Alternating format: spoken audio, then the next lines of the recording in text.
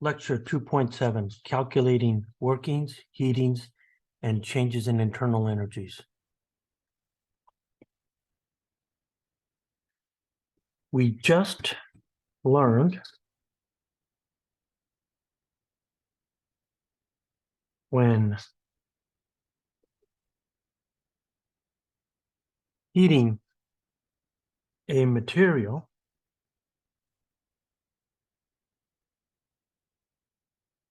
one either changes K micro, that's what we call specific heating, or U micro, which we called latent heating.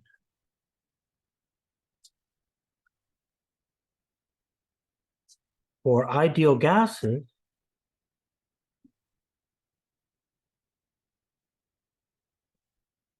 only specific heating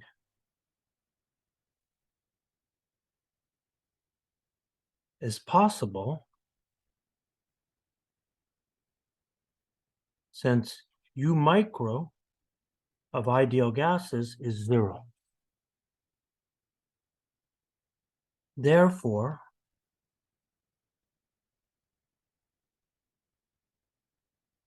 ideal gases have some type of heat capacity.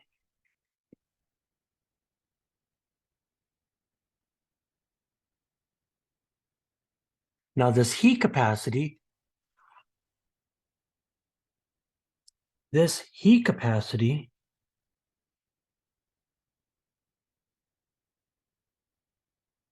plays a large role in calculating heatings and internal energies.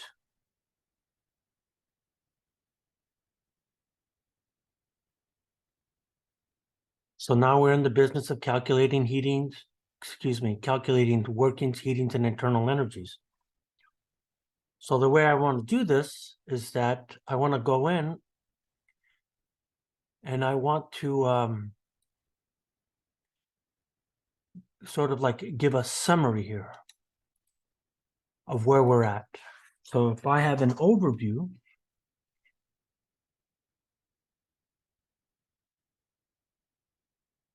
of where are we now, and what I mean by that is where are we in calculating the workings, the heatings, and internal energies? So here's a summary. So if I put out this table here, you could see here that I have 3 processes in each of the ideal conditions. So when I look at isothermal, there's no internal energy, so therefore the working and the heating are exactly the same. It makes sense that we start there because we don't need the internal energy, but we could calculate the heating from the working.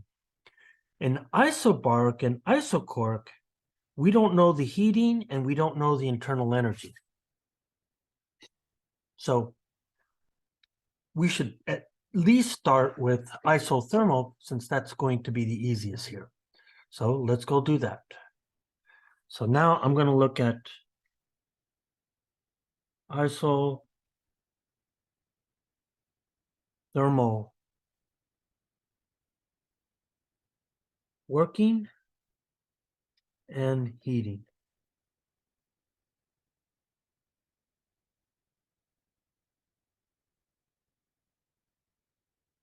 So there's a couple of things that we want to look at here, is that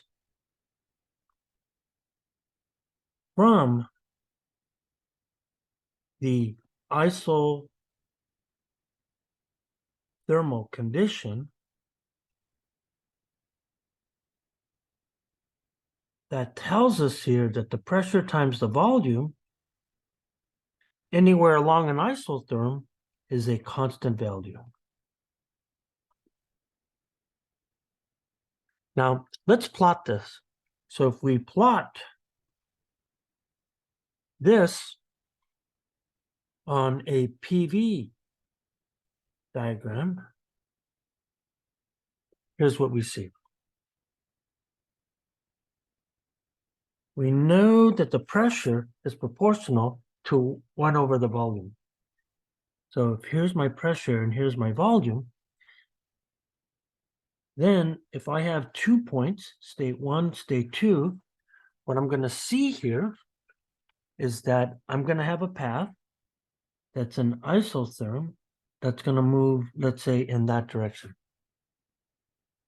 This is what we know. That's our isotherm. Now,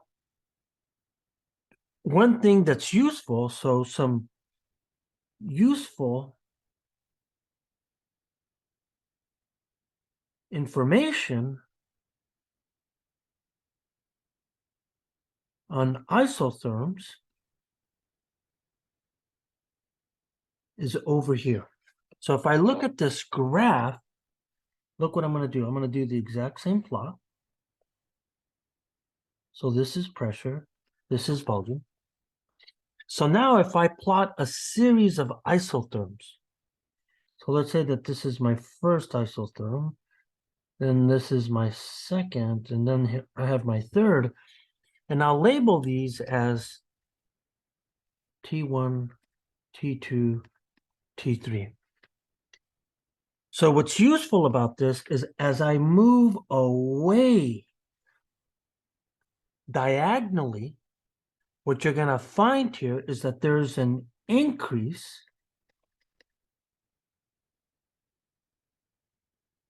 in temperature as one crosses isotherms. So in other words, T3 has to be greater than T2, which is greater than T1. That becomes useful on PV diagrams if we want to figure out what has a higher temperature. There's lots of ways, there's other ways to do it too, but that's a really nice way of actually doing that. Okay, so let's get started. So now that I have that, let's start with the first law. From the first law,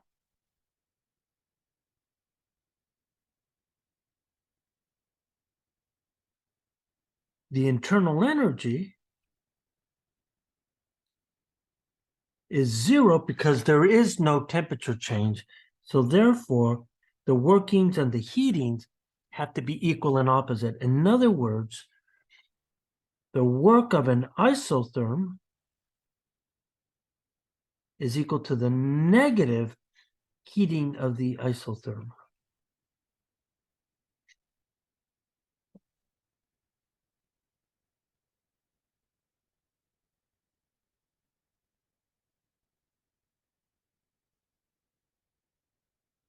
To calculate the working,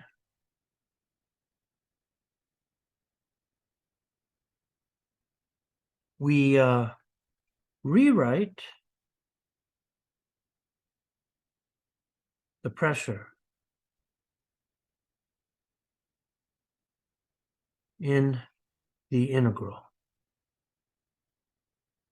In other words, I'm going to write the pressure in such a way that it's going to read nRT divided by the volume. Now, if I look at the work of the isotherm, we know that this is defined as this integral.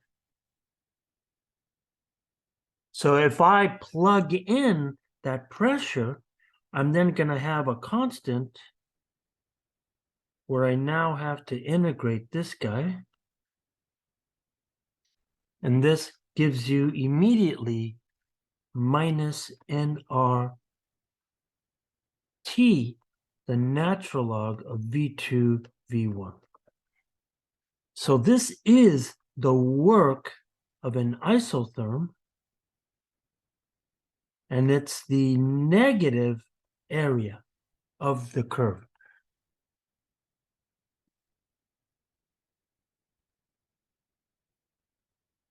In other words, if I was to plot this thing, let's say that this is my plot right here, and this is pressure, this is volume, and I'm looking at my isotherm from here to here, and I go towards this point here, oops.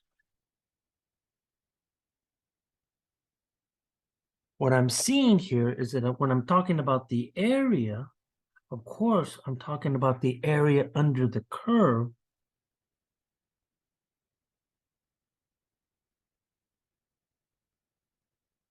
And so when you're looking at this area here, that integral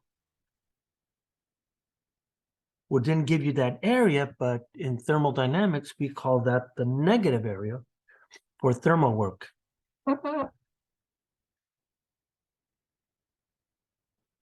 Now, it turns out that this is not a useful form.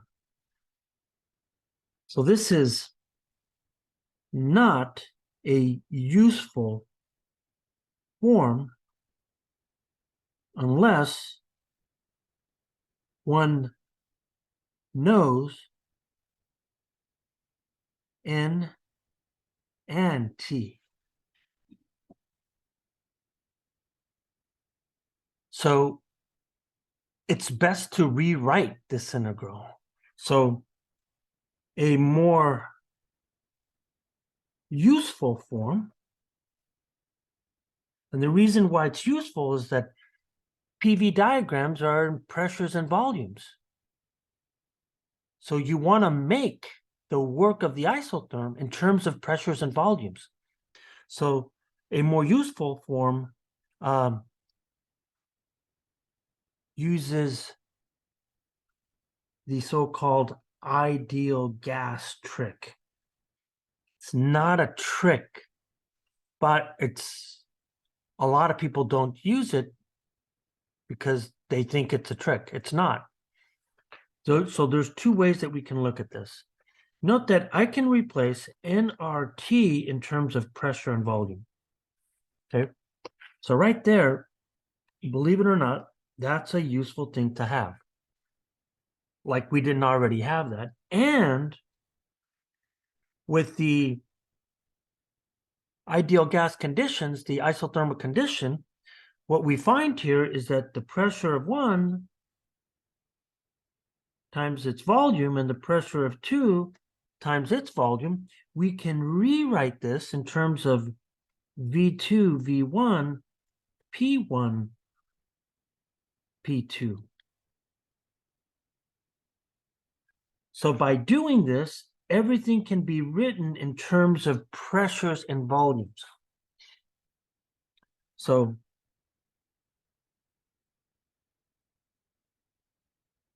work isotherm can now be written in terms of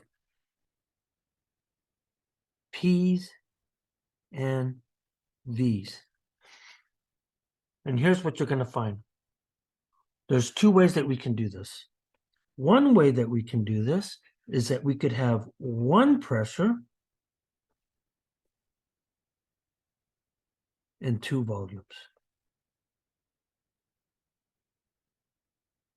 In other words, I can rewrite that work expression in terms of P1 and then the two volumes. So if I see that I have the pressure at 1 and I have the volumes, then I can rewrite it. Or I could have the pressure at 2 and then the volumes. So what happens here is that in some situations, you could take advantage of that work just by knowing one of those points. Okay. Or I can do it with two pressures and one volume. Again, you have to look at your problem to see what you have or what you don't have. So I'd have to have both pressures and just one of the volumes. And that's the beauty of it. So if I have both the volumes and one pressure, I could calculate the work. If I have both pressures and one volume, I could calculate the work. So now the rewrite of work isotherm is what? Well, it's a long expression. So it goes like this here. So I'm going to have the isotherm work. Ooh, that's not spelled right. We can write it the way we initially had it, or now we can rewrite this. And the one way that you can rewrite it is that I can replace, look at the relationship here, nRT by the pressure times the volume. So then it's going to read minus P1 V1 times the ratio of the volumes. Or I can write this as the other pressure and volume connected by the isotherm. And that tells us that this is the one pressure, two volumes. So if you have both the volumes and one of the pressures, you could calculate the work.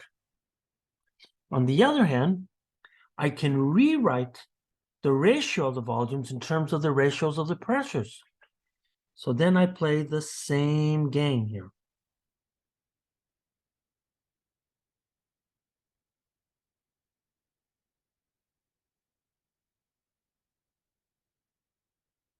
So note, this has two pressures,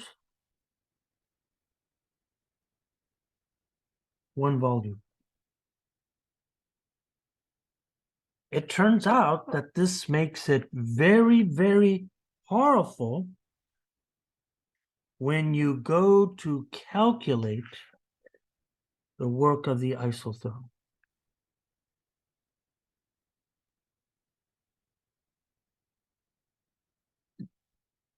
So there's three ways to actually deal with that.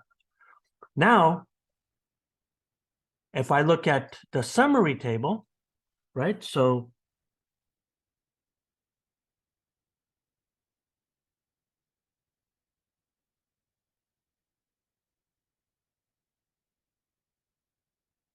the summary table now looks like this.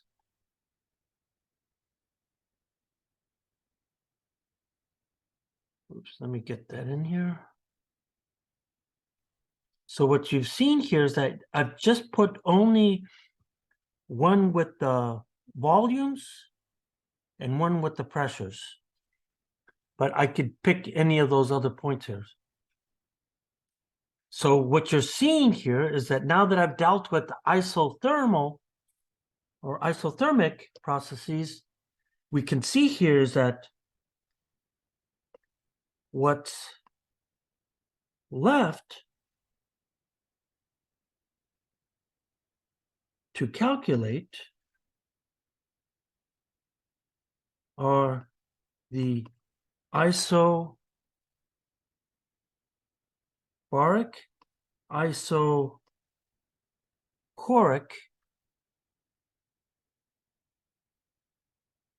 heatings, and internal energies.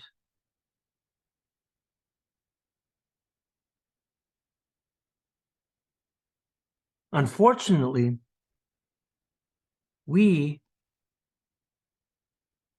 cannot proceed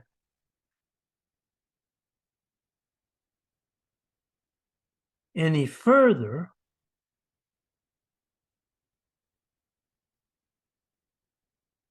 without a divine intervention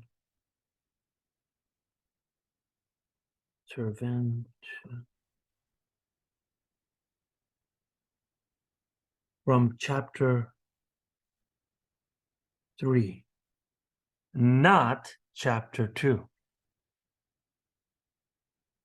So that becomes an issue here. So we have to bring in a little bit of chapter 3. And here's what happens. So in, excuse me, the derivation of the ideal gas law in chapter 3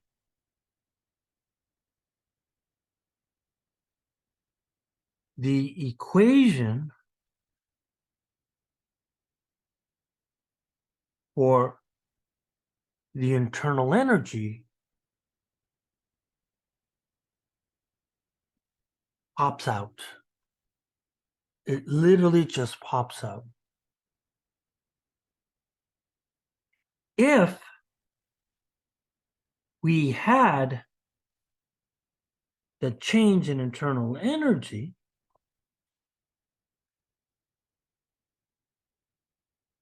we can easily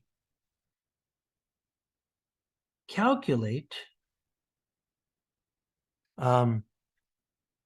all heatings,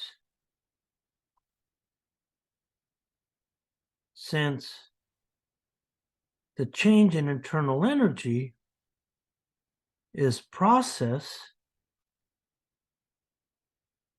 independent.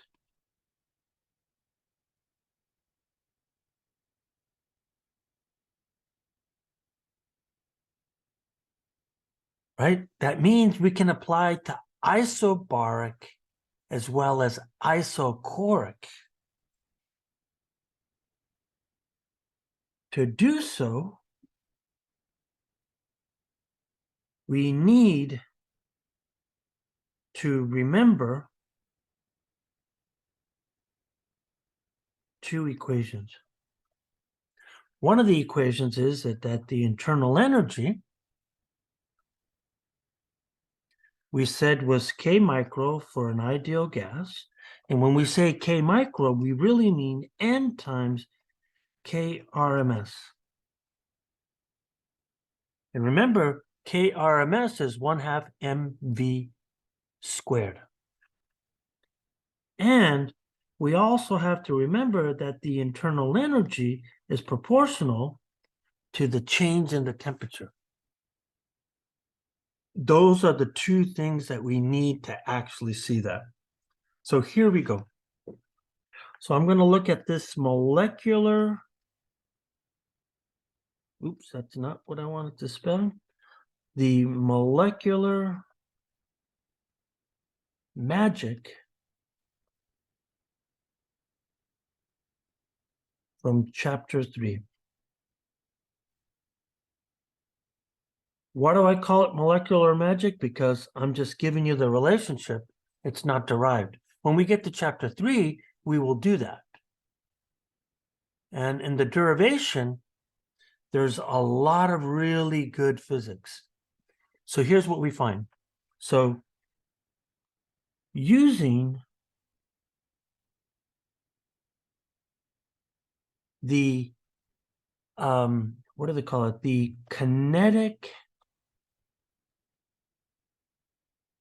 theory of gases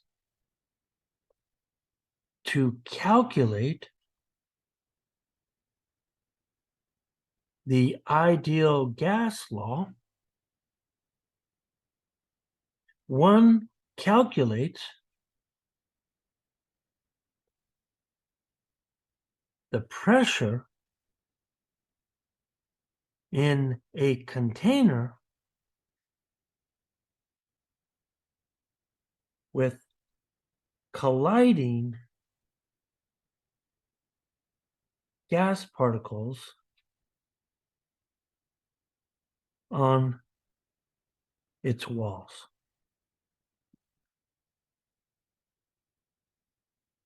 And here's what you get. This is actually called the microscopic ideal gas law. And it reads that PV, typically the volume is actually on the right side. I just did a little bit of algebra. It turns out to be 2/3 the number of particles, and then this is 1/2 mv squared. And of course, I can immediately rewrite this as 2/3 n times k RMS. This form is the microscopic ideal gas right here. Now the macroscopic ideal gas law, well, we already know this is PV equals to nRT.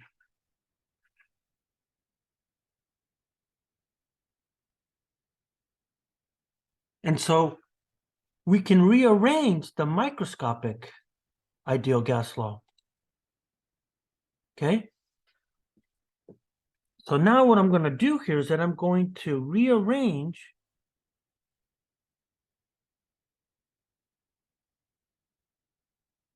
this and recognize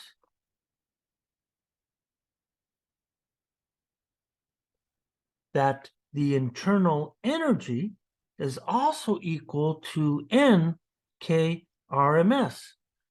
So if you do this, you can see here that now I get that n k RMS is then equal to 3. Then I'm going to separate the 3 out, and this is PV like this, and this guy has to be the internal energy. Now, what's important to note here is this. This 3, this is due to Vx, Vy, Vz. In other words, when we talk about KRMS, this is the motions of the gas particles. So these particles, since they're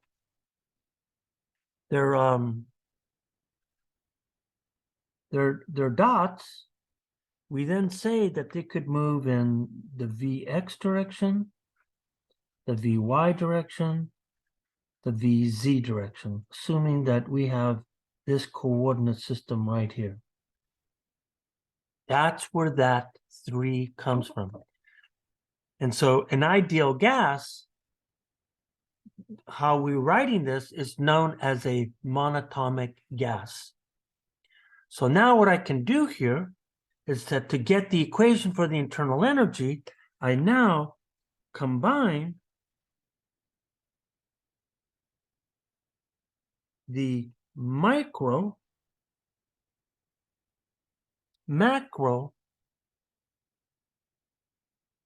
versions of the ideal gas law, and this is what we get. We get that the internal energy is then going to be 3/2 PV, but then I can rewrite this as 3/2 nRT, which then implies that the change in internal energy is equal to 3/2 nR delta T.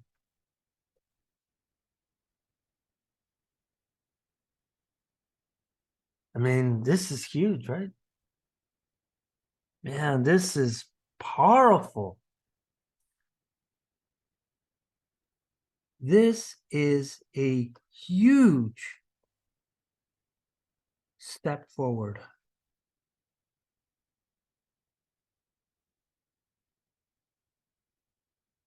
Since the change in internal energy is valid for all thermal processes.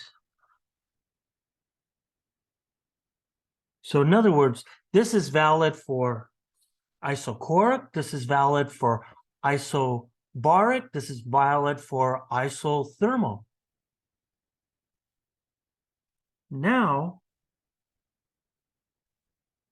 we can easily calculate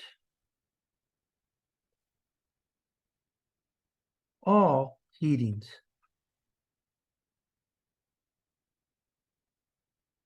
So let's go do that. So the first thing I'll look at is I'll look at isochoric. So I have isochoric heating and cooling.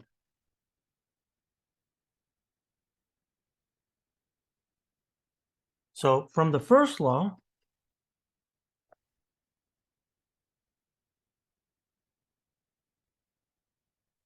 we know that the work plus the heat is equal to the change in internal energy. But for isochoric, there's no change in volume, so therefore there's no work. So then that tells us here is that our heating for isochoric, we know that this is heating at constant volume. So we then use a notation.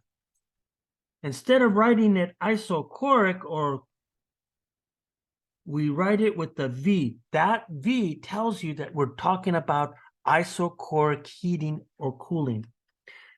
And we see that this is the change in internal energy, but we know that this change in internal energy is the same for all processes. So we now know the heating. So let's interpret this heating now. So let's interpret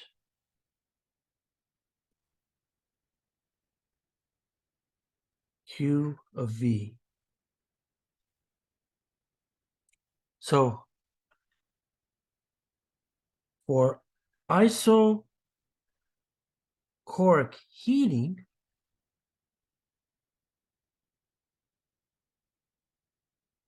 there is an increase in pressure for this process. So if I look at a PV diagram, here's what we're seeing. I have state 1 right here, and I'm going up here to state 2. And let's say here that I take my process where I'm going like this. Clearly, when I look at the pressure, this pressure here is smaller, but the pressure at 2 is definitely larger. And you can see here that this volume is the same no matter what. So in other words, V1 and V2 are exactly the same. So what do we see here? How can we increase pressure? Well, here's what I see. At state 1, I have a box here. And then at state 2, I have the exact same volume. So now what I'm going to do here is that if this is state 1 and this is state 2, since I have a lower pressure, that tells me that the speed, the RMS speed, has to be low. So I have a low VRMS, but that's the same as saying KRMS. The kinetic energy is smaller. But if I go to a higher pressure, that means that now the speed is much higher. So now I have a high VRMS and therefore a higher KRMS. Therefore, the internal energy must increase. So a bar diagram tells me that if I have this amount of microkinetic energy at 1, and then I increase it, let's say, like that, we can see that the RMS values are higher. We then know that the only way we can do this here is that we have to add heat. We can't do it with work. We have to add heat from 1 to 2. So what I'm seeing here is that what I'm doing here is that I have to add heat at constant volume. Excuse me. There's another way to see that the case here is. So what this is telling me again, so what this tells me here is that K micro, how do I write this? And therefore the change in internal energy must increase.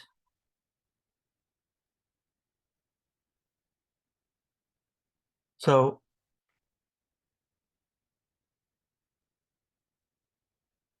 another way to check this is to realize that pressure is proportional to pressure times volume. Temperature is proportional to pressure and volume. So if I look at T1, we could see here is that T1 then tells me that I have pressure 1 and then the volume at 1. Versus at point 2, I have a higher pressure, but I have the exact same volume. Therefore, I have a higher temperature. This immediately implies that the temperature is positive, which then implies here that we have an increase in K micro, since the internal energy in K micro are proportional to the change in temperature, which is now a positive quantity. Now, if I now do the next piece here, we could then say, what if we talk about for cooling, for isochoric cooling, we decrease pressure. So if I look at my graph, how about if I just copy this here? Actually, let me copy all of this. So if I come back down here, look what I'm going to do here. I'm just going to paste it. So it's the exact same situation, but now I'm changing my values for 1 and 2. So I start here at state 1, and now I go to state 2. So pressure 1 is higher than pressure 2. So then the big difference here is that now here's my state 1 and here's my state 2. So again, getting rid of these guys. So all I did was the reverse. So now what you're seeing here is that I am going from a high RMS value to a low RMS value. So that means I have to decrease the KRMS of the gas. So if I look at this thing, my picture then looks something like this here. Here's my initial energy and my final energy here.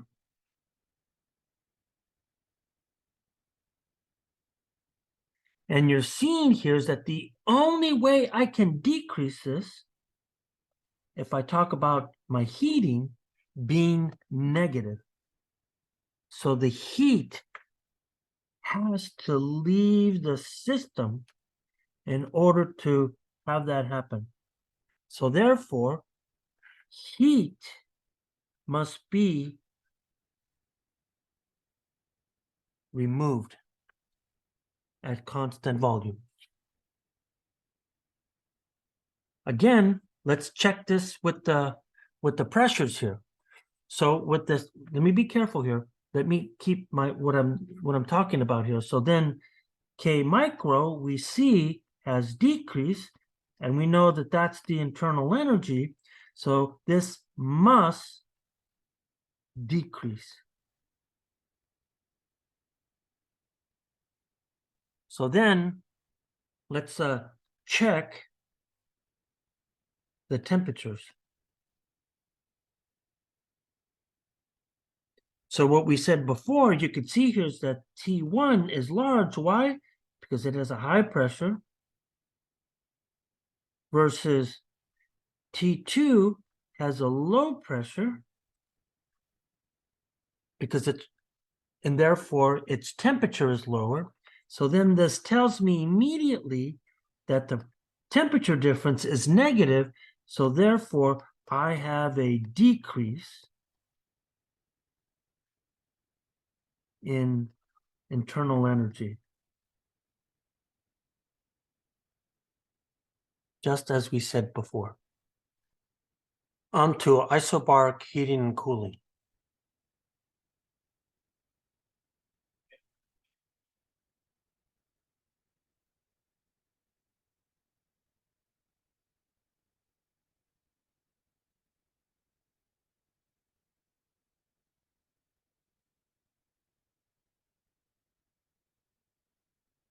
Calculating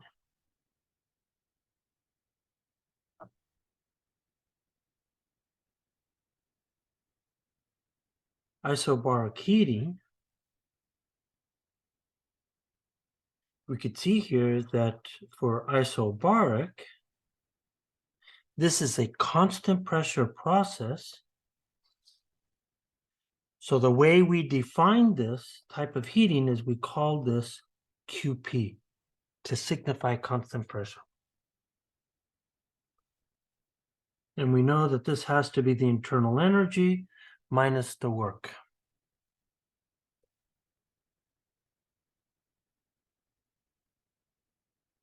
Note, this is process independent.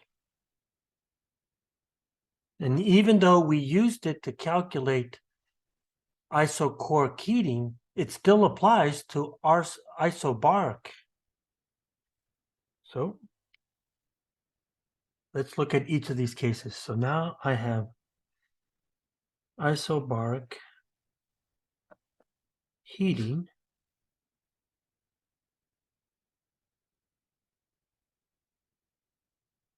So if I have isobaric heating, the PV diagram shows that this process looks something like this.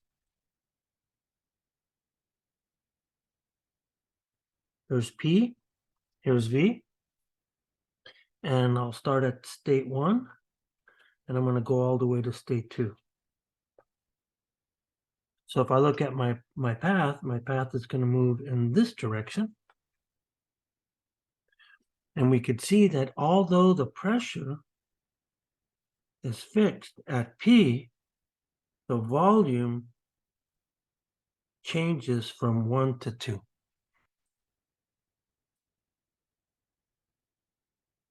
In order to maintain excuse me, constant pressure, we see that if I have a box this big, and this is state 1, and here's where the gas is, and then suddenly I have a box that's larger, let's say it's this size right here, you could see here is that the only way I could have the same pressure at 1 as at 2 is if I have a higher speed. So if I look at this guy, here's my speed 1, and then in order to have the same pressure, I have to have a higher speed. So in this case, I have a lower speed, and therefore a lower KRMS. Here I have a higher speed, so therefore I must have a larger KRMS. So there's two things at work here, which we've been talking about since chapter 1.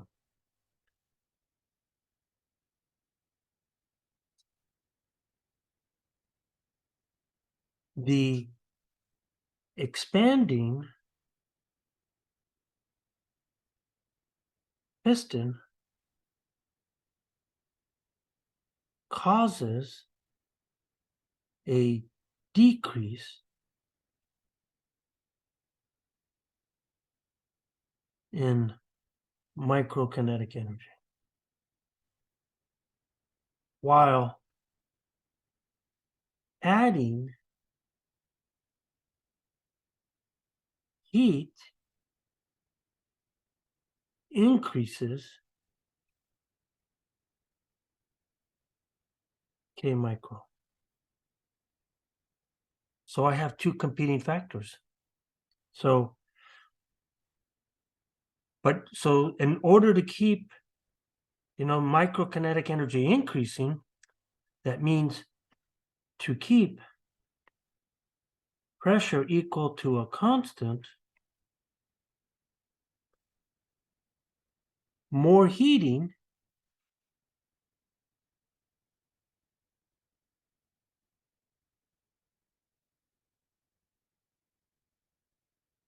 than working has to occur.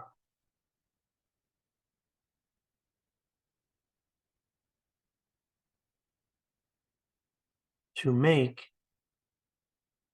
the change in internal energy positive. So if I look at this, it's clearest when we use the bar diagram. So if I look at the bar diagram, what do I actually see here? Well, what I'm seeing here is that I'm seeing this. If I have an internal energy that looks like this, I'm going to bring it down here. And let's say that I increase this internal energy by this amount.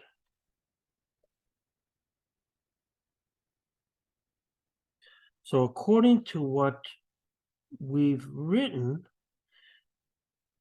that means that the work and the heat have to adjust to show this increase in internal energy, which I'll draw big to show that there's a difference here. So if I do, let's say 2 blocks of work from 1 to 2, that work decreases the kinetic energy. On the other hand, the heat has to oppose that change. It has to match that, and then it also has to increase the internal energy.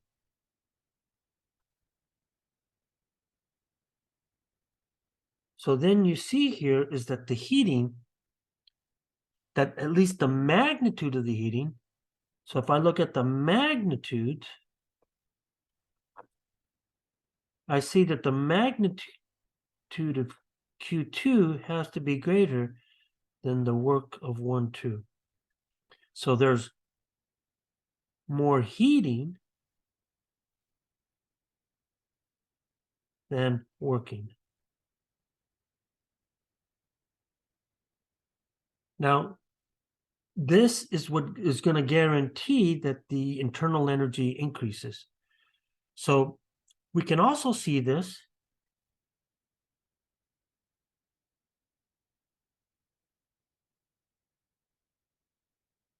from the temperatures.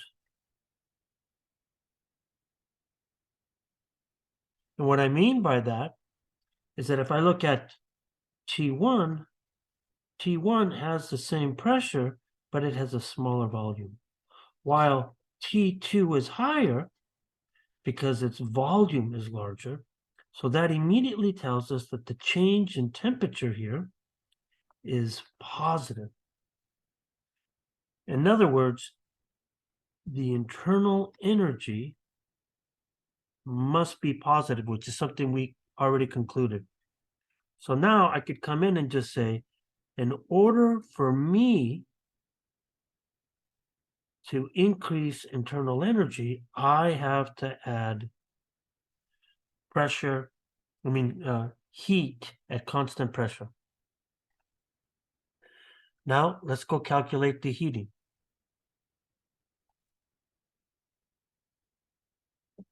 So we want to now calculate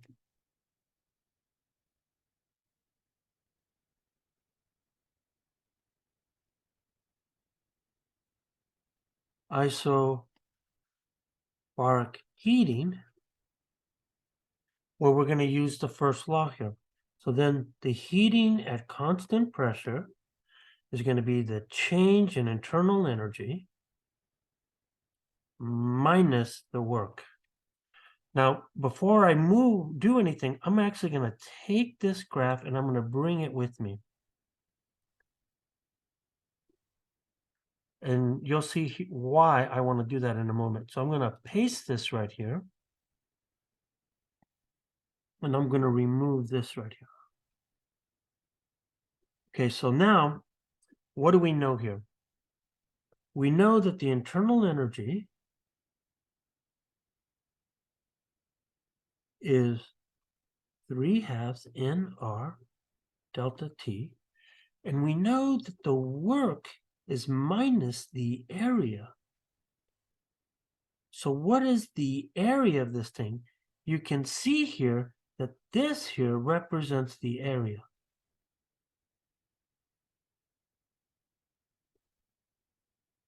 So whatever this area is, that is equivalent to the magnitude of the work. But if I see this, note that this is just pressure times the difference in the volumes. Now note, this guy is a negative quantity here. Now to keep my flow moving right, I'm going to move this a little bit higher. So then if I substitute this in, what I'm going to see here is that I get this. I have 3/2 nR delta T, and then I have a minus, and then I have a second minus that is now pressure times the volume. Now, one of the things that we should see here is that if I add these all together, note that the two minus signs cancel out, so I get positive dV like this. And guess what? That is a positive quantity. And this is what we said. It should be positive, so I have positive heating. But there's a problem here. And the problem is this. I have a mixture of terms. So I'm going to have to rectify that in order to make one single expression. So now what I'm going to do here is that I'm going to use the ideal gas law. So from the ideal gas law equation, I could see here that I can write PV equals to nRT. But now if I change the volume in an isobaric condition, that means what I really do is that I change the temperature. Now, this turns out to be an extremely useful calculational tool. So I'm going to say that this is an extremely useful calculational trick. It's not a trick, it's still the ideal gas law, but a lot of people don't think about using it this way. So now, if I sub this in, I'm then going to find here that I have QP, then I'm going to get 3/2 NR delta T, and then I'm going to replace PdV by this guy, which is in NR delta T, which then gives me a final expression of 5/2 NR delta T equals to QP.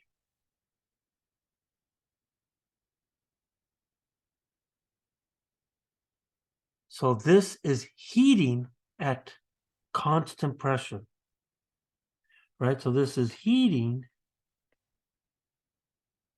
at constant pressure. Now, we've calculated all the workings, heatings, and changes in the internal energy. So if I go and I get that table here, then I could then come in and paste it right in here. And I realize I have some errors, sign errors. So this should have a minus sign. This should have a minus sign. This should have a minus sign. And this should have a minus sign. Okay. So now what we need to do here is that we now have to switch to the language of heat capacity. So what we need to do here is that we need to make a connection between the specific heat capacity versus the molar heat capacity.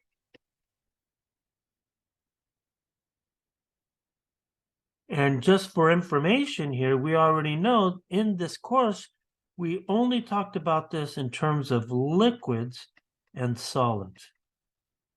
So when we talk about this in terms of ideal gases, we then say that these are for ideal gases. So now we have to answer the question that we did with specific heating. What does it mean to heat up in ideal gas?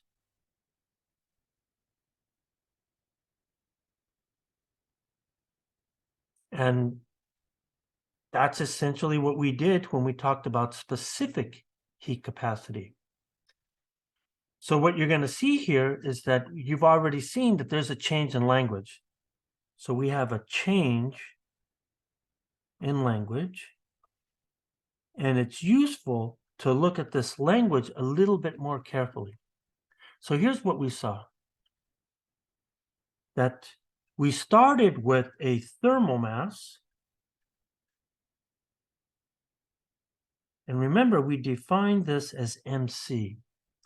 Then we took that thermal mass and we went to the specific heat capacity. And we defined this guy as C. Okay, so we really didn't have a mass term here, but that's what we did here. And we did this for liquids and solids. So now the question is, what happens with ideal gases? So what we do here is that there is a term sort of like specific heating, but it now goes by the term molar heat capacity.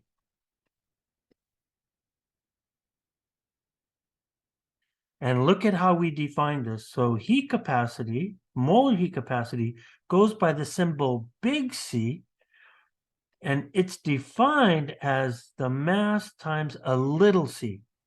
So if I look at this thing, this guy is a big C, this guy is a little c. And this thing here is about ideal gases. So now let's go interpret what we mean by that. And you'll see it's very similar to specific heating. So we want to do the interpretation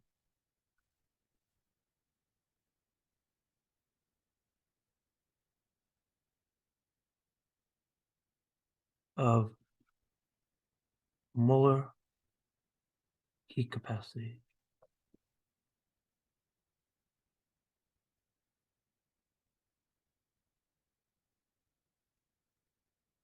Molar heat capacity and specific heat capacity tell us the exact same thing.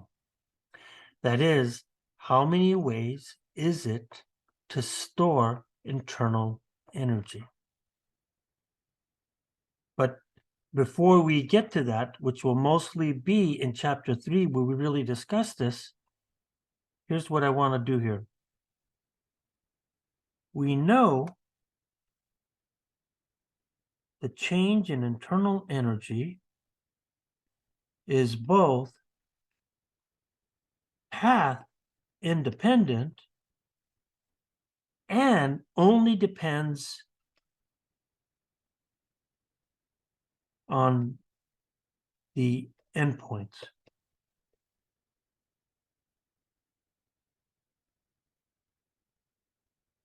However, heatings are path dependent.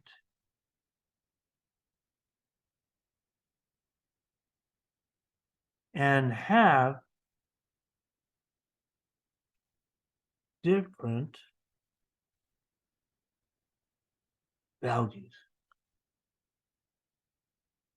From the table above, it shows us that the heat capacity at constant pressure, this is 7/2 in our delta T,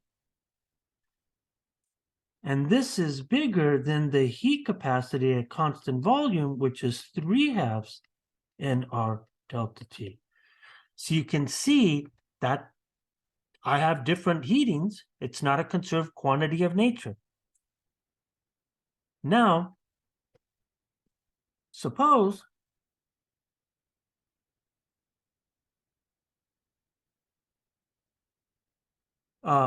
in isobaric and isochoric processes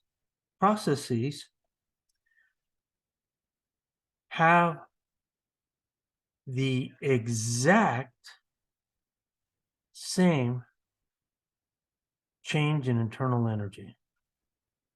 What I'm really saying here is that the change in internal energy for an isobaric in this situation will be exactly as the change in internal energy for an isochoric process. This happens for the PV diagram below. So what we're going to do here is that I'm going to look at my pressure volume situation, and I'm going to have a isotherm that looks like this, and then I'm going to have another isotherm that looks like that. Actually, I didn't draw that very good, so let me try this one more time.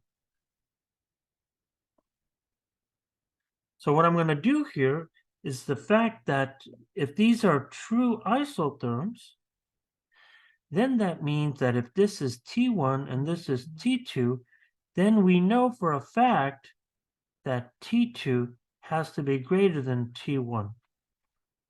Okay?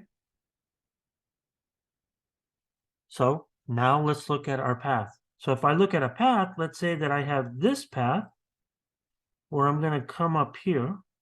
So this is path 1, state 1, and this is state 2. So you could see here that this path here is my isochoric path. And then I could have a second path where I come here. And then here is my second path as I get from state 3 here. So what I'm seeing here is this, that if I look at path 1 to 2, this is clearly isochoric. And if I look at path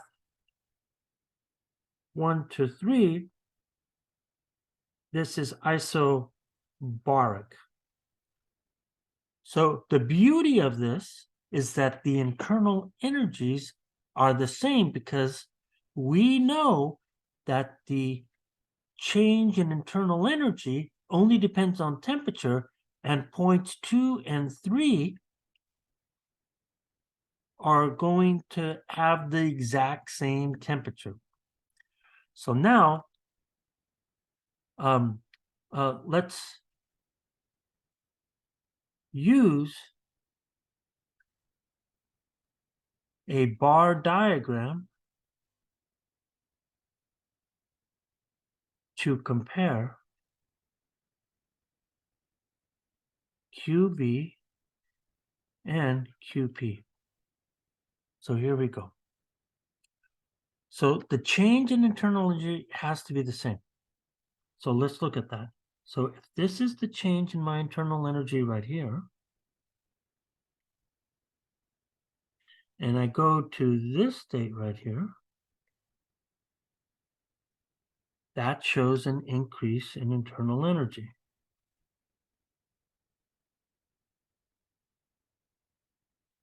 Now, I'm going to copy this because I need this exact same change for the isobaric process that I'll talk about right now.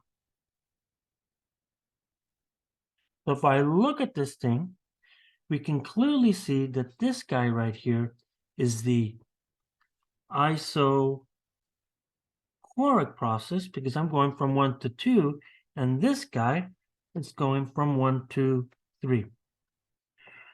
Now, all of the heating has to go into internal energy since there's no work. So I'm going to look at my heating, and I could see that my heating 1 to 2 has to be a single bar.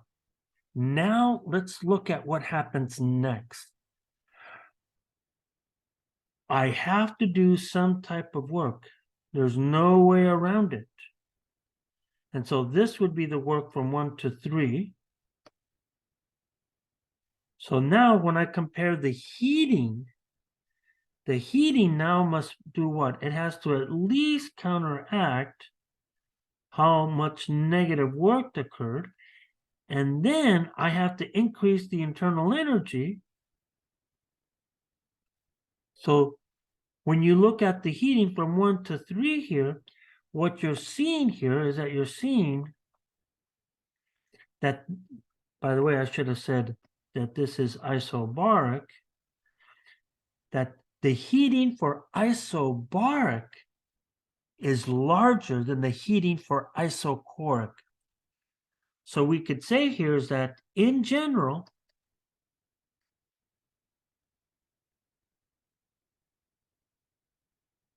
the heating at constant pressure is almost always larger than the heating at constant volume.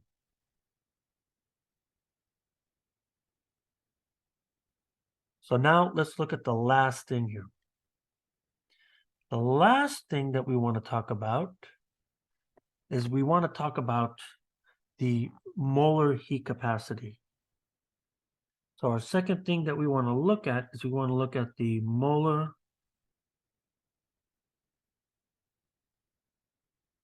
heat capacities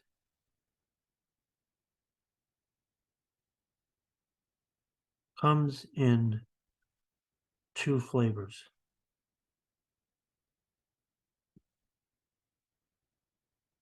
That is, we have the one at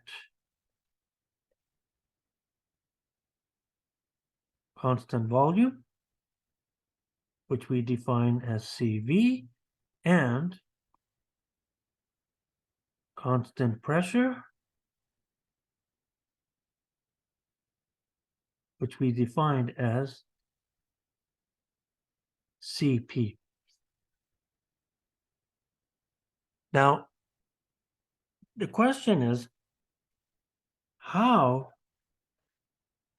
does this enter into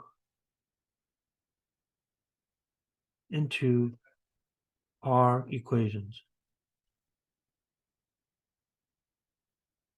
So from specific heating, we saw that the heating, specific heating, this was equal to the thermal mass times the change in temperature.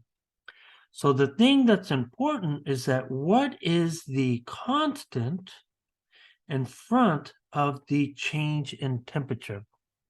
So in other words, we're looking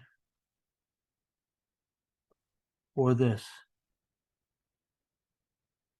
So now, what do we have here? So now, if I look at the heat capacity,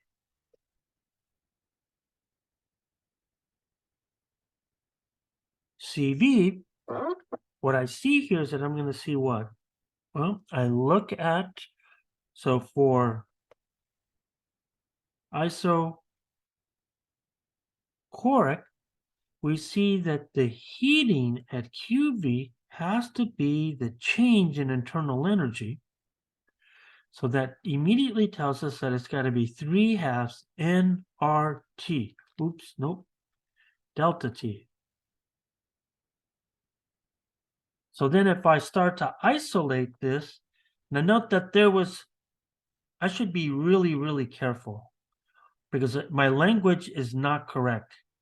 And so when I said constant times that, the way we looked at it is we isolated the specific heat capacity times delta T. So we're looking for that constant. But for ideal gases, what we do here is that we pull out the mole number and we pull out the temperature and we ask, what is that constant? And we see here that this constant is 3/2 R. So this immediately tells us then that the molar heat capacity, CV, is equal to 3/2 R, and numerically it's 12.5 joules per mole kilogram.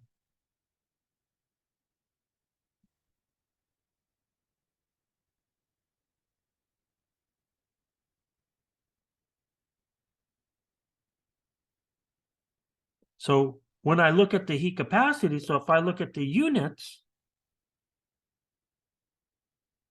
you're seeing here is that the heat capacity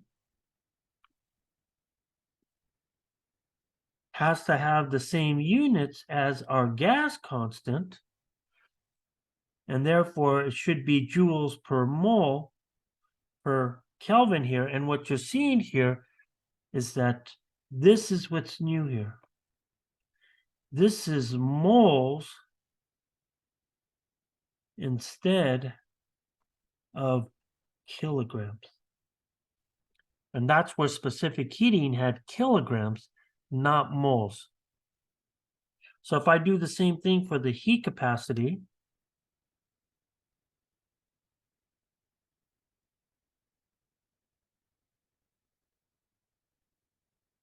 CP,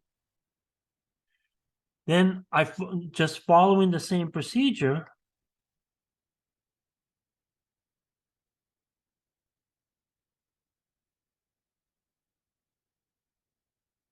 I then have the following thing. I find here that QP,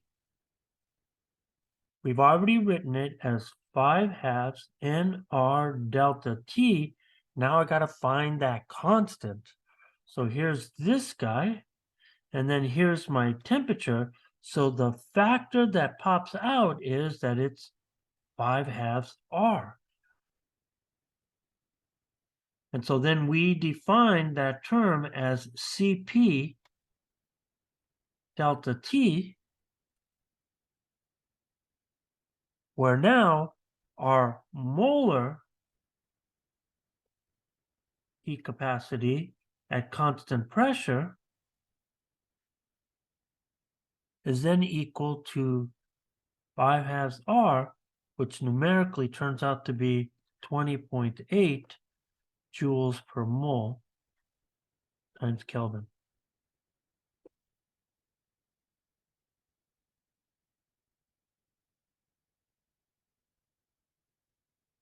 And then one last thing,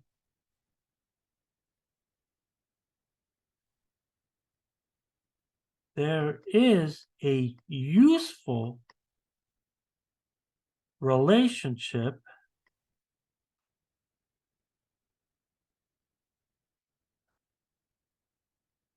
between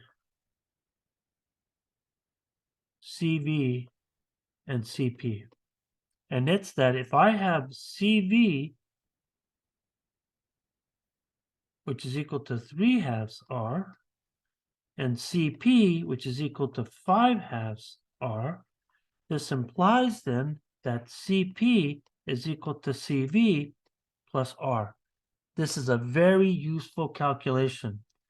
Now, this example that follows this lecture is super, super important. Spend your time on it. Okay. The quiz will have one question on calorimetry and one question on calculating workings, heatings, and internal energies. Okay.